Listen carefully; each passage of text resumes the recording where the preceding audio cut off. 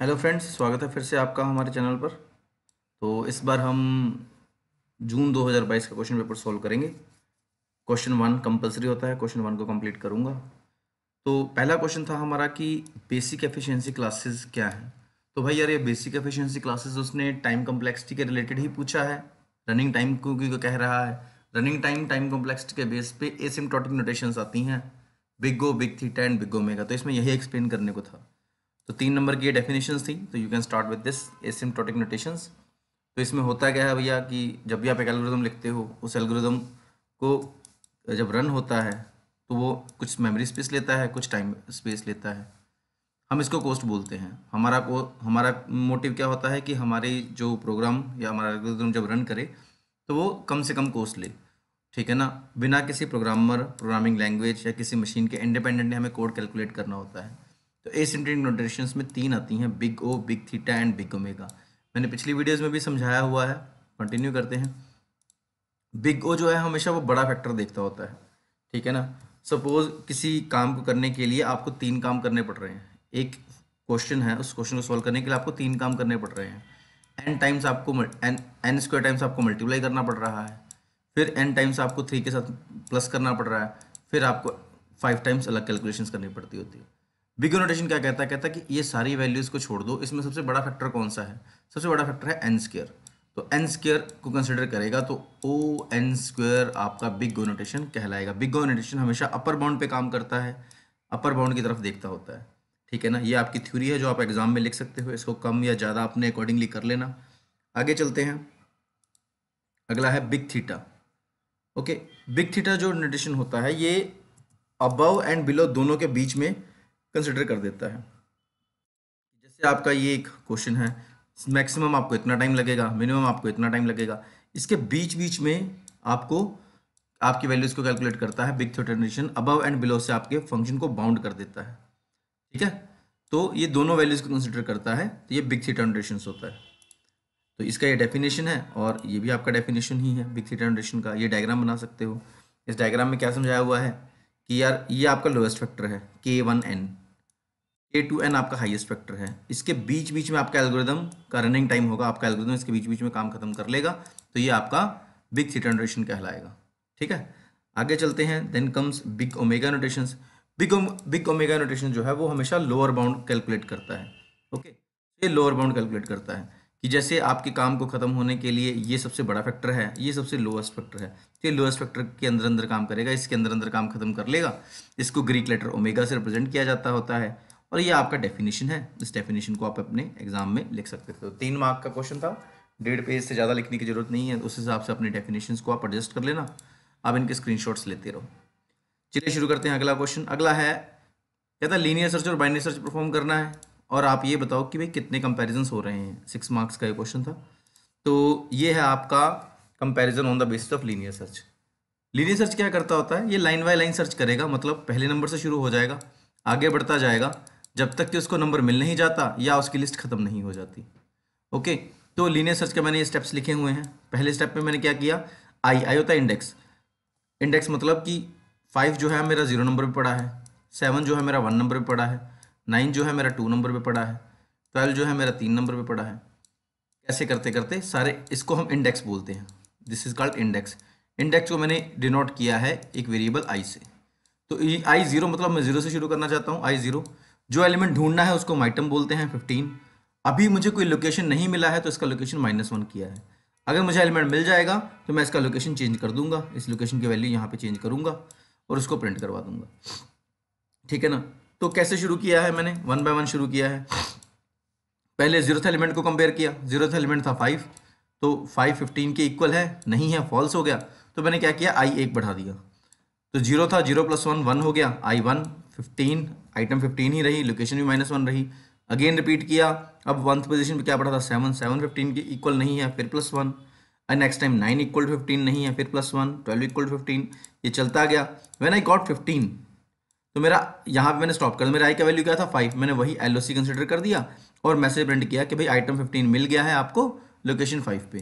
कितने कंपेरिजन हुए, 1 2 3 4 5 6, total 6 comparison मेरे हुए हैं। उसने ये आपको लिखने को दिया था। तो ये आपका लीनियर सर्च है। जब आपने एक्सप्लेन करना था एग्जाम में तो आप ये लिख देते, that is more than enough, या लिख लेना। इसके बाद उसने बोला था बाइनरी सर्च। तो बाइनरी सर्च जब अप्लाई होता है, बाइनरी सर्च होता है डिवाइड एंड कॉन्कर मेथड। ये आपकी लिस्ट को हाफ में डिवाइड कर देता है, ठीक है ना, और ये सिर्फ सॉर्टेड लिस्ट पे लगता है। तो एज यू कैन सी आपके नंबर ऑलरेडी सॉर्टेड गिवन है, ठीक है ना। तो ये 0 पे पड़ा है, ये 1 पे पड़ा है, ये 2 पे, ये 3 पे, ये 4 पे, ये 5 पे, ये 6 पे, ये 7 पे, ठीक है ना। तो मैंने क्या किया, बिगिनिंग 0 से शुरू करना है, एंड 7 पे जाना है। आइटम मैंने 15 ढूंढनी है, अगेन लोकेशन मेरी -1 है। तो इसमें एक फॉर्मूला लगता होता था कि 0 बिगिनिंग की वैल्यू और एंड की वैल्यू जो है 7, इसको डिवाइड बाई 2 कर दो। डिवाइड बाई 2 करोगे आपका 7/2 3.5 आएगा। पॉइंट्स की वैल्यू कंसिडर नहीं करनी है, इसके लिए यहाँ पे इंट लगा है, ठीक है। तो सिर्फ 3 आ गया, तो मेरे मिड का वैल्यू क्या आ गया 3। अब आप मिड की वैल्यू को कंपेयर करो अपने आइटम से। आइटम क्या है, आइटम है मेरी 15 और मिड 3, थर्ड लोकेशन 0 1 2 3 12। क्या मेरा 12 15 के इक्वल है, नहीं है, फॉल्स है। फिर आप देखो कि क्या ये छोटा है आपके एलिमेंट से, क्या 12 लेस देन 15 है, हाँ है। तो आप क्या करोगे, बिगिनिंग को मिड की वैल्यू से एक आगे चले ले जाओगे। अगर फॉल्स हो जाता था तो मैं क्या करता, एंड की वैल्यू मूव करता और मिड -1 पे ले आता, ठीक है ना। तो मैंने क्या किया, इस कंडीशन को मेरी ट्रू हुई तो मैंने बिगिनिंग को मिड +1 किया है। मिड का वैल्यू था मेरा 3 + 1 किया 4। तो फोर्थ लोकेशन क्या आ गया, 0 1 2 3 4, 4 यहाँ पे आ गया। एंड में कोई चेंज नहीं, आइटम में कोई चेंज नहीं, लोकेशन में कोई चेंज नहीं। बिगिनिंग 4 एंड 7, 1 2 3 4, हाँ 4 से 7। फिर मैंने क्या किया, अगेन ये वैल्यू कैलकुलेट करी, 4 + 7 11, 11/2 किया 5.5, 0.5 इग्नोर किया, 5 आ गया। फिफ्थ लोकेशन पे एलिमेंट था मेरा 15, 0 1 2 3 4 5, 5 पे लोकेशन पड़ा था, एलिमेंट मैच कर गया। मैच करने में मैंने क्या किया, लोकेशन के वैल्यू मिड के बराबर सेट करी और सर्च सक्सेसफुल लिख के एग्जिट कर गया। अब मेरे कितने कंपैरिजन लगे हैं, सिर्फ 2।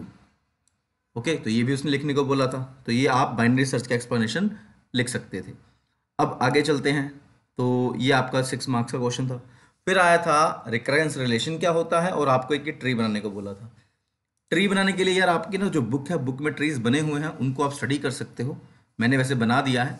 पहले रिकरेंस रिलेशन का डेफिनेशन क्या है, मैंने कहा है रिकरेंस रिलेशन एक ऐसी इक्वेशन है जो रिकर्सिवली एक सीक्वेंस को फॉलो करती है। जैसे कि फिबोनाची सीरीज में पहला नंबर होता है 0, दूसरा नंबर होता है 1। अब इन दोनों को प्लस करो 1, इन दोनों को प्लस करो 2, इन दोनों को प्लस करो 3।